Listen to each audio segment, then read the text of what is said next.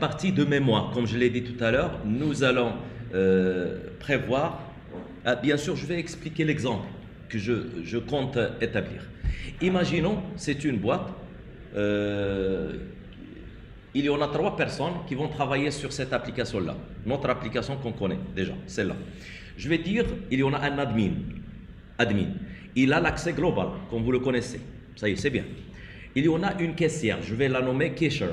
Ok, une caissière. Cette caissière, elle a la possibilité de visualiser la liste des produits, juste ça. Et aussi, elle a la possibilité d'ajouter les produits. Ok. Il y en a une autre personne qui se nomme accountant, c'est qui? C'est le comptable. Le comptable, il en aura la possibilité juste de voir la liste. Il n'a pas la possibilité de modifier, de supprimer ou bien même d'ajouter. Ce n'est pas son droit. Si vous voulez que ça va être vraiment assez concrétisé cet exemple, changez le product par bill, ça veut dire facture.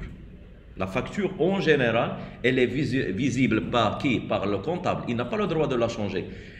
Après, il va faire son CPC, son bilan et tout. Okay? Et l'autre, la caissière, c'est elle qui va établir ceci ou bien une responsable de facture, entre parenthèses.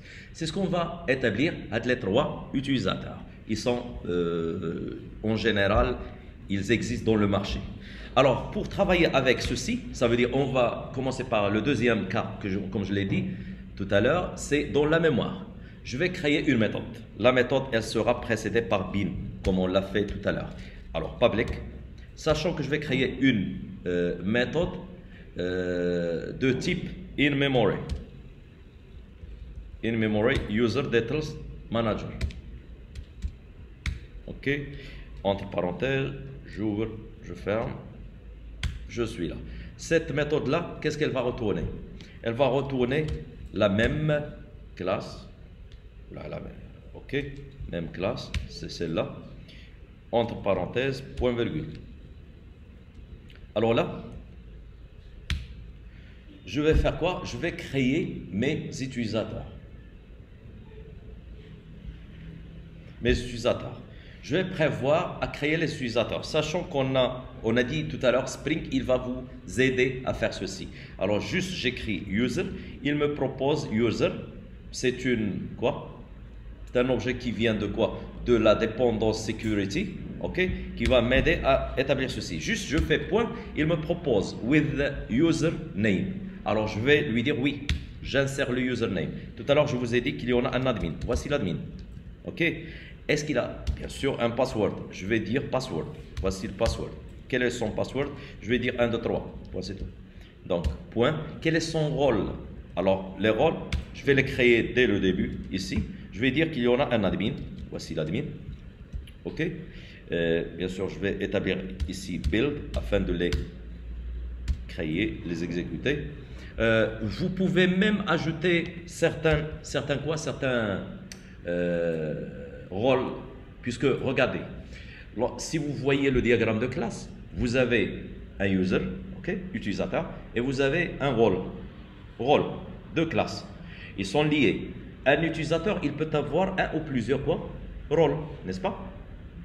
Ou un rôle, il peut être affecté à un ou plusieurs utilisateurs. C'est ainsi, on a étoile. Many to many. Ok? C'est ce qu'on va établir dans le cas de la base de données. Alors, imaginons ici, on a user. Ça y est. Où je vais copier ceci 3 fois, comme je l'ai dit tout à l'heure. Là, j'aurai pas de virgule. Alors, ici, j'ai oublié une chose, return new. Ça y est. Alors là, qu'est-ce qu'on a? J'ai dit admin, cashier, voici la caissière. 3e personne, c'est accountant. Ok? Alors cette personne, c'est un quoi? C'est un user, c'est une sorte de guest, ok? Quelqu'un qui est invité à voir. Ou la personne ici, ça va être, je vais créer cashier, ok? C'est pas obligatoirement que vous allez créer des rôles figés comme vous les connaissez, administrateur, user, juste ça. Non. Vous pouvez créer ce que vous voulez. C'est pour ça que j'ai prévoyé d'établir cashier. Alors là, jusqu'à maintenant. Qu'est-ce qu'on va faire? Alors là, je vais voir le lancement de mon application. OK? Je relance mon application, je vais établir logout. Logout. La voici. On va en expliquer à logout pourquoi il y en a deux affichages après. Alors j'ai cacher, OK?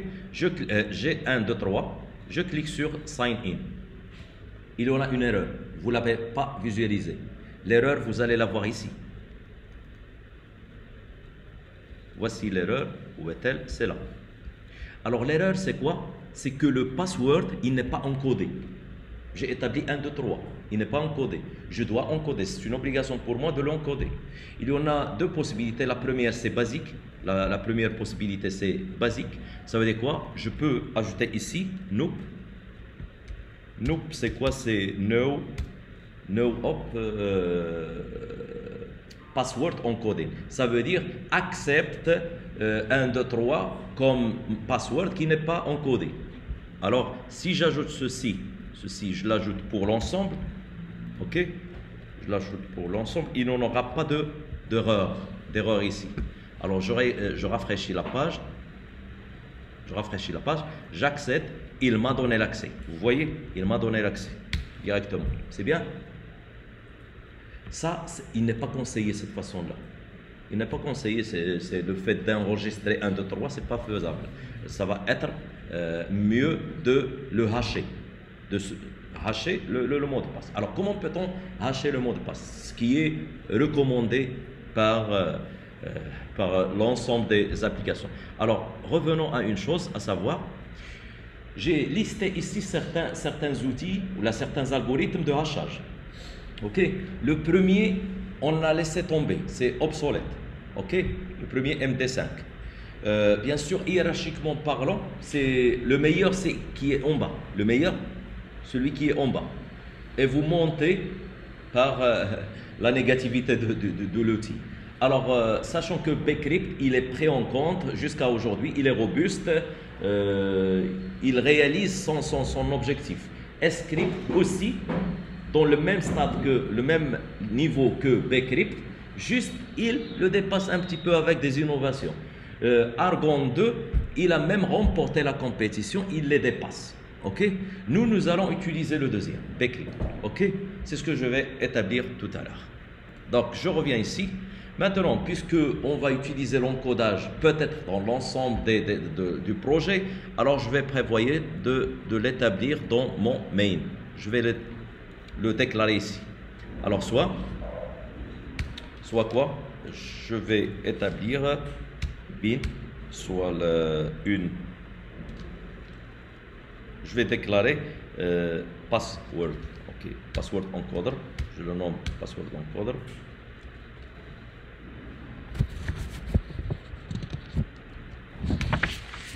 Alors, ceci, ça va être return new. Donc Bcrypt password. C'est ainsi j'aurai la possibilité de l'utiliser au sein de mon mon fichier de sécurité. C'est là. Alors là, je dois l'injecter comme il est connu. Donc je dois l'injecter par auto-wire. Je vais faire appel à password encoder. Je nomme cette variable-là, même nomenclature, et je vais y aller ici. Ok? Je vais faire appel à cette variable, password encoder, point, encode-moi ceci. Ici, ça va être le mot de passe que vous voulez, qui n'est pas chiffré. Alors, je supprime tout ça. Le voici. Bien sûr, vous pouvez établir ce que je viens de dire avec une autre façon, mais un peu simplifiée, si vous voulez. Ça, c'est le fait d'encoder vos données. Maintenant, je vais refaire ce que je viens d'établir. Alors, logout. Je clique sur, il a accédé. Donc, c'est bien. Il a utilisé maintenant l'encodage. Maintenant, il est haché. OK? Je passe à autre chose.